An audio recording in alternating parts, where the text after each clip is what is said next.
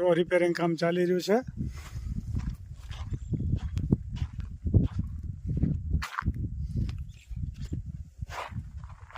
વાડીએ પણ સંડાસ બાથરૂમનું કામ ચાલુ છે.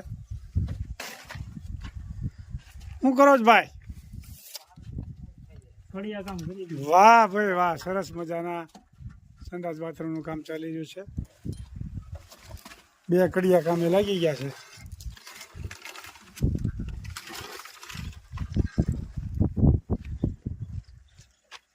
અચ્છા, ખેત તલાવડી 850 ફૂટ લંબાઈ છે, 20 ફૂટ ઊંડી છે. આ કૂવામાં ફક્ત 1 જ કલાક 24 કલાકમાં પાણી હાલતું હતું, એની બદલે અત્યારે 24 કલાક પાણી હાલે છે. તો ખેડૂત ભાઈઓને ખાસ નમ્ર વિનંતી છે કે ખેતરનું પાણી કૂવામાં રિચાર્જ કરાવો તો ખૂબ સરસ મજાનું ફાયદો થાય છે. તો કોઈ ભૂલો નહીં.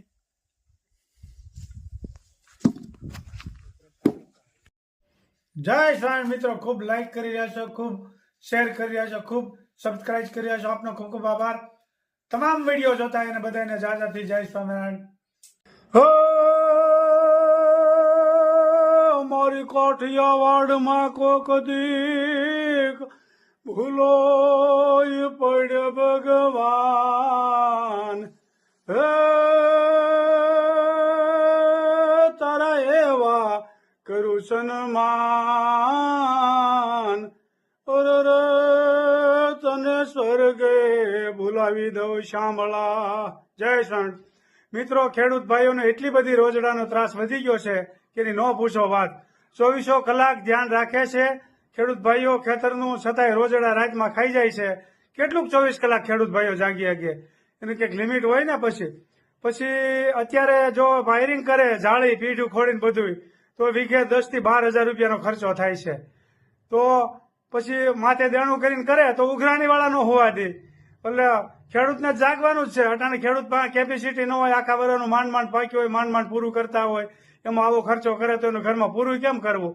એક તો વર નબળા થતા હોય, પછી મજૂરી ખર્ચા બહુ વધી ગયા, અને કપાસના ભાવ ઓછા આવે છે.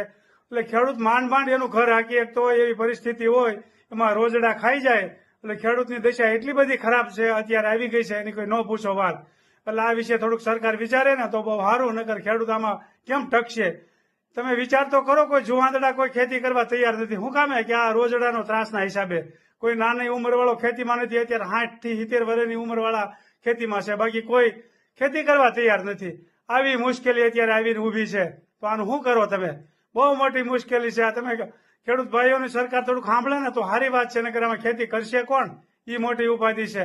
જે જગતનો તાત કહેવાય છે, દુનિયાને જીવાડવા વાળો ખેડૂત છે, એ અત્યારે દુખીના ડાળિયા છે. રોજના ત્રાસથી, ભૂણના ત્રાસથી કઈ રહેવા નથી દેતું. ખેતરમાં બધું ખાઈ જાય છે.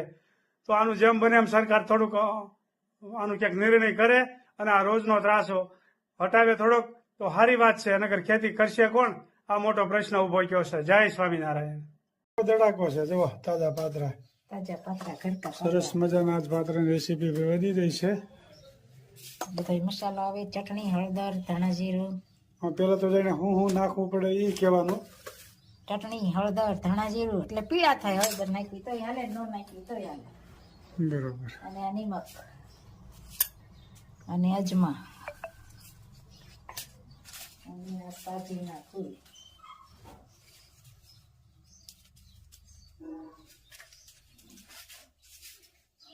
અને આ લીંબુ.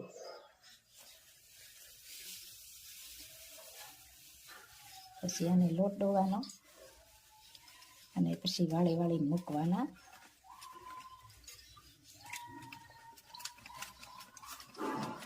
મસ્ત મજાના સરસ મજાના પાત્રા બની રહ્યા છે ભાઈ.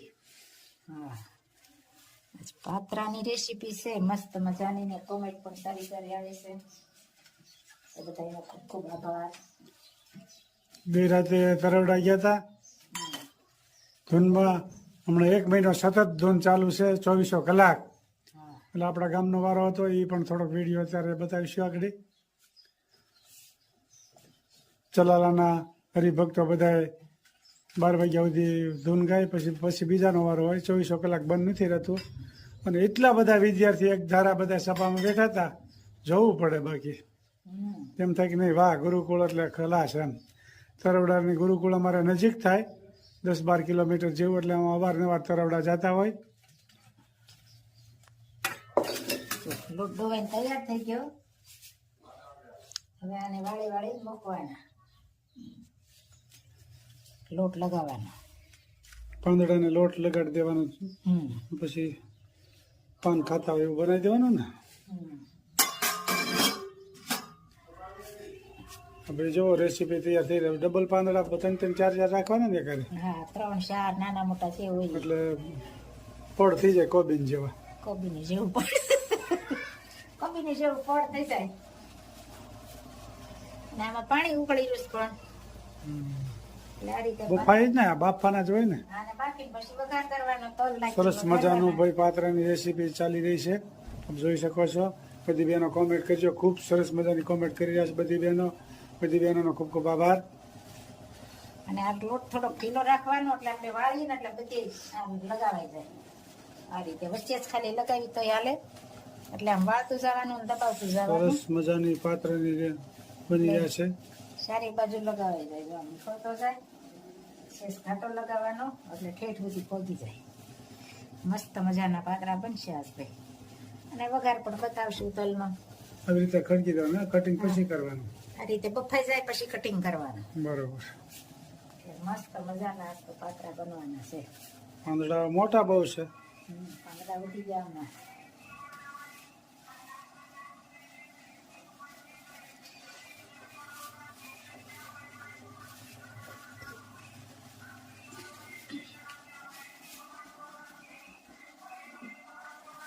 સરસ મજાના પાત્રાની રેસીપી અને બધાની કોમેન્ટ પણ સારી આવે છે. મજાનું કટિંગ. પાત્રા બફાઈ ગયા છે, કટિંગ કામ. વાહ, સરસ મજાના પાત્રા બની ગયા, આપ જોઈ શકો છો. તલથી વઘાર કરવાનો હોય આનો.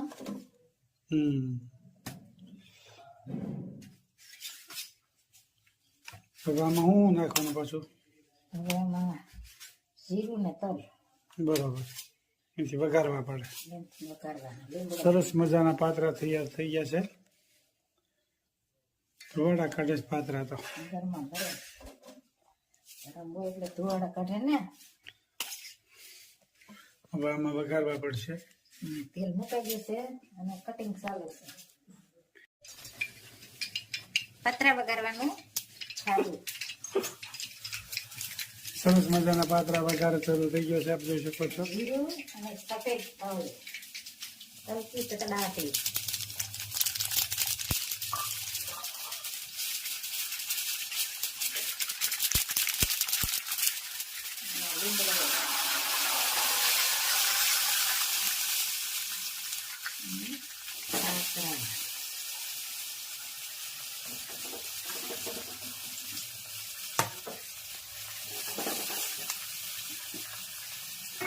સરસ મજાનો પાત્રાનો વઘાર થઈ ગયો છે અને છાશની આંબલીની ચટણી.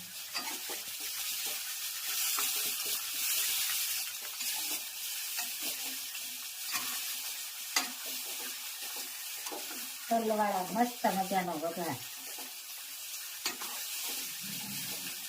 પાત્રા તૈયાર થઈ ગયા ને હવે? પાત્રા તૈયાર. ખાવા બેહો એટલી જ વાર. તો બેસી જવું જોઈએ ખાવા. ગરમા ગરમ.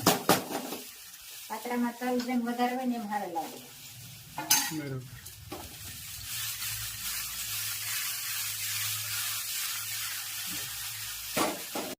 લેખ લખ્યા નવ જાય વદેતાના. લેખ લખ્યા નવ જાય.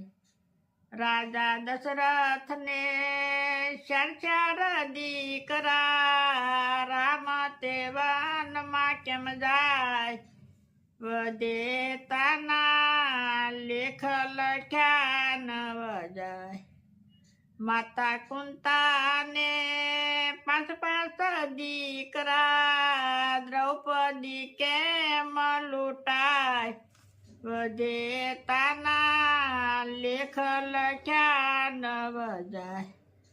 રાજા હરિશ્ચંદ્ર ને તારા મત દમયંતી રાણી બજારમાં કેમ વેસાય વજેતાના લેખ લખ્યા નવ જાય આંધળામાં બાપની સેવા રે કરતા શ્રવણ કેમ વિંધાય વદેતાના લેખ લખ્યા નવ જાય મુર્શદ રાજા હતા સતવાદી કરવતે કેમ વેરાય વદેતાના લેખ લખ્યા નવ જાય નળ રાજાને દમયંતી રાણી દમયંતી વિયોગ કેમ થાય વદેતાના લેખ